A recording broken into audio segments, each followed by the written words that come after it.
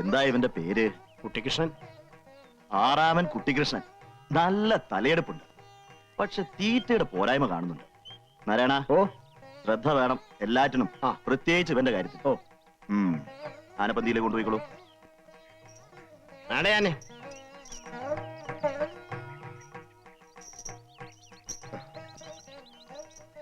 എന്താ അന്വേഷിച്ചോ പണിക്കരെ? അന്വേഷിച്ചു. കേട്ടതൊക്കെ സത്യമാണോ? അവിടുന്ന് ക്ഷമിക്കണം, എല്ലാം സത്യമാണ്. എന്താ അവളുടെ പേര്? ഗംഗ.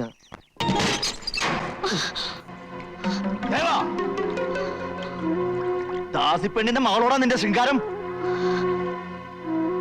കോലായിലേക്ക് വരിക. ഭഗവതി, ഇനി എന്തൊക്കെയാണോ സംഭവിക്കുക? ഞാൻ പോണു. ഗംഗ പേടിക്കണ്ട, അച്ഛൻ അറിഞ്ഞ നന്നായി. എത്ര കാലം എന്ന് വെച്ചാ ഇത് മറച്ചു വെക്കുക.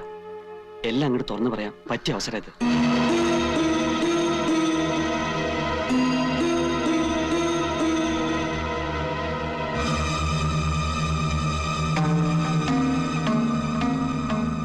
ഇത്രയ്ക്ക് ധിക്കാരമോ നിനക്ക്? അച്ഛൻ പൊറുക്കണം. കുറെ ദിവസമായി അച്ഛനോട് ഈ കാര്യം പറയണമെന്ന് വിചാരിച്ചിരിക്കായിരുന്നു. ഏത് കാര്യം? ഗംഗയുടെ കാര്യം തന്നെ. ഞങ്ങൾ തമ്മിൽ അത്രയ്ക്കും അടുത്തുപോയി. ഓലോത്തെ തമ്പ്രാക്കന്മാർ സുന്ദരികളായ പെൺകുട്ടികളോട് അടുപ്പം കാണിക്കുന്ന കാര്യം അത്ര പുത്രിയൊന്നുമല്ല. പക്ഷേ അതൊരു അടുപ്പം മാത്രമാ. അച്ഛൻ പറഞ്ഞതിന്റെ അർത്ഥം എനിക്ക് മനസ്സിലായി. ആവശ്യം കഴിഞ്ഞൊരു തീണ്ടാപ്പാടകലെ എന്ന തമ്പുരാക്കന്മാരുടെ ശൈലി എനിക്ക് പറ്റില്ല. ദേവൻ കുഞ്ഞ് ആരോടാ സംസാരിക്കുന്ന കാര്യം മറക്കുന്നു. എന്റെ അച്ഛനോട് തന്നെ. ദാസി പെണ്ണാണെങ്കിലും ഇവൾ എന്റെ കുഞ്ഞിന്റെ അമ്മയാകാൻ പോകുന്നോളാ. ഞാൻ ഈ കേട്ടത് സത്യമാണോ കുട്ടി? അതെ. നിനക്ക് ഓരോത്തെ കൊച്ചു തമ്പുരാട്ടിയാണോ മലടി? അവളെ തല്ലരുത്.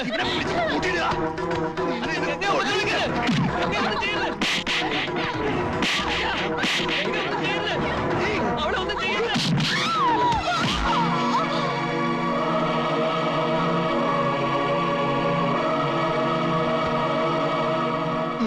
അടിച്ചോളൂ.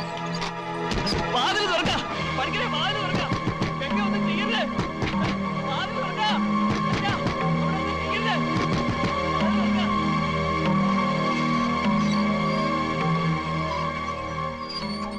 വെള്ളം തെളിച്ചിട്ടും ഗംഗയ്ക്ക് ബോധം തെളിയുന്നില്ല.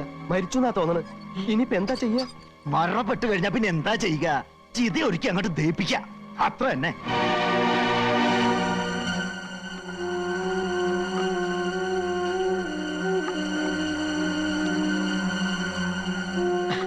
അവിടുന്ന് പൊറുക്കണം. ഗംഗയുടെ അമ്മയ്ക്ക് കുട്ടിയുടെ മുഖം ഒന്നുകൂടെ കാണണമെന്ന്. വേണ്ട, ശവത്തിന്റെ മുഖം കണ്ടിട്ട് ഒരു കാര്യമില്ലെന്ന് അങ്ങനെ ചെന്ന് പറയാ. ചെന്ന് പറയടാ അവളോട്. വേഗം വിറകടിക്ക് തീ കൊടുക്കണോ പഠിക്കണേ. വെള്ളം വെള്ളം വെള്ളം. തമ്പുരാനെ മരിച്ചിട്ടില്ല.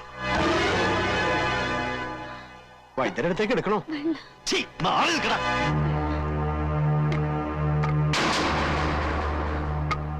പഠിക്കണേ, തീ കൊടുക്കണോ?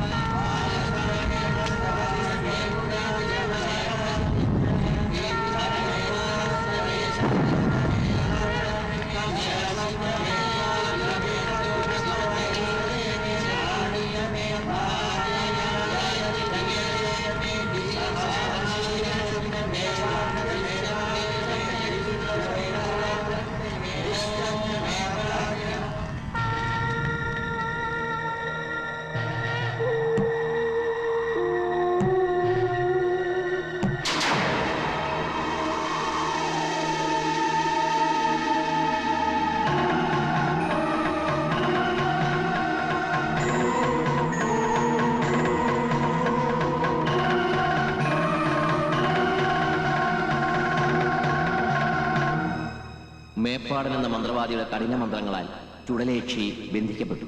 പക്ഷേ മാണിക്യശ്ശേരിയിലെ തമ്പുരാക്കന്മാർ അനുഷ്ഠാനങ്ങൾ തെറ്റിച്ചാൽ അപകടം എപ്പോ വേണമെങ്കിലും സംഭവിക്കാം. വർഷങ്ങൾ പലത് കഴിഞ്ഞിട്ടും ഉള്ളിൽ നിറഞ്ഞ ഭയവും വിശ്വാസങ്ങളുമായി കഴിയുകയാണ് മാണിക്യശ്ശേരിയിലെ ഇളം തലമുറക്കാർ.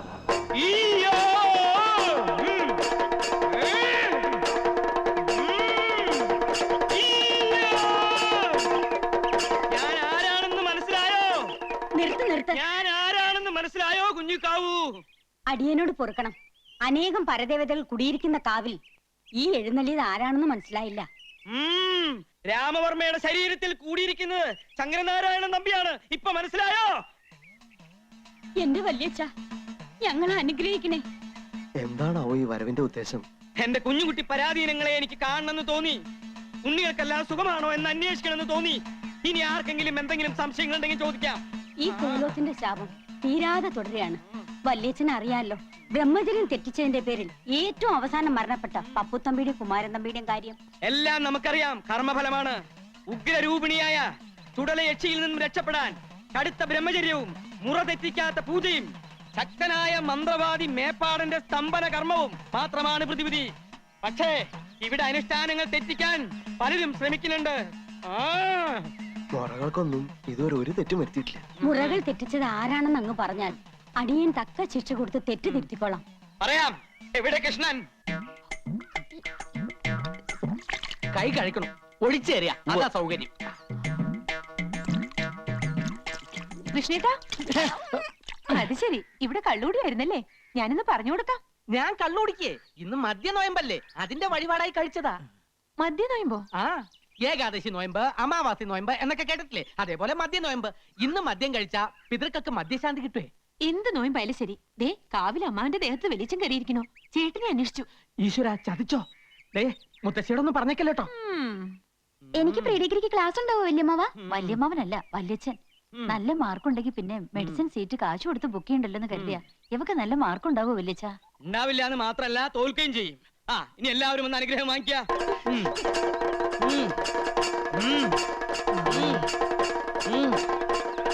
നീ എവിടെയായിരുന്നു? വല്യച്ഛൻ നിന്നെ അന്വേഷിക്കുകയായിരുന്നു. നിർത്ത. അനുഗ്രഹം വാങ്ങിക്കുക. എന്താ അകന്ന് നിൽക്കണേ? അടുത്ത് വരിക. വല്യച്ഛന് പോകാൻ സമയമില്ലേ? ഇനി അടുത്ത ആഴ്ച വരുമ്പോ അനുഗ്രഹം മേടിക്കാം. കുഞ്ഞിക്കാവിനോട് ഞാൻ പറഞ്ഞില്ലേ ഇവിടെ ചിലത് അനുഷ്ഠാനങ്ങൾ തെറ്റിക്കുന്നുവെന്ന്. ഇയാളെ കുറിച്ച് നമുക്ക് ചിലത് പറയാനുണ്ട്. ഇങ്ങോട്ട് മാറിക്ക. അങ്ങോട്ട് മാറി നിൽക്കുക. നമ്മുടെ ജ്ഞാനദൃഷ്ടിയിൽ ചിലത് വെളിപ്പെട്ട് കഴിഞ്ഞു. അത് കേട്ട് നിങ്ങൾ ആരും ഞെട്ടരുത്. നാം ആരാണെന്ന് മനസ്സിലായോ? കാലിന്റെ മുടന്ത് കണ്ടില്ലേ? ഇത് ചെറിയച്ഛനാ. എന്റെ ഭദ്രകാളി, ചെറിയച്ഛൻ വല്ലാതെ കോപിച്ചിരിക്കുകയാണല്ലോ. ഇപ്പൊ ഞങ്ങൾ എന്താണാവോ ചെയ്യേണ്ടത്? ജീവിച്ചിരിക്കുമ്പോൾ തന്നെ ഈ വല്യച്ഛൻ എന്റെ ശത്രുവായിരുന്നു. ഇപ്പൊ എന്റെ ആത്മാവ് കുടിയിരിക്കുന്ന എന്റെ കൃഷ്ണനെ തള്ളി പറഞ്ഞാൽ ഞാൻ സഹിക്കില്ല. ഈ വല്യച്ഛൻ ചെറിയച്ഛനോട് മരിച്ചതിന് ശേഷവും പക തീർക്കുകയാണ്. എന്നോട് കളിച്ചാൽ എല്ലാത്തിനെയും ഞാൻ സംഹരിക്കും. ഈ വല്യച്ഛൻ ആരാ സംഹരിക്കാൻ പറഞ്ഞേ? മുത്തശ്ശി, ഞാൻ എവിടെയാണ്? ഓർമ്മയില്ലാതെ എന്തൊക്കെ എന്റെ ദേഹത്ത് എന്തോ കൂടിയ പോലെ. അമ്മാവാ, അല്ല വലിയ പുറക്കണേ. തൽക്കാലം ഞാൻ നിന്നെ വിട്ടിരിക്കണു. കരിക്കൊണ്ടുവരിക. എനിക്ക് പോകാൻ സമയമായി. മാറ്, മാറ്, മാറ്.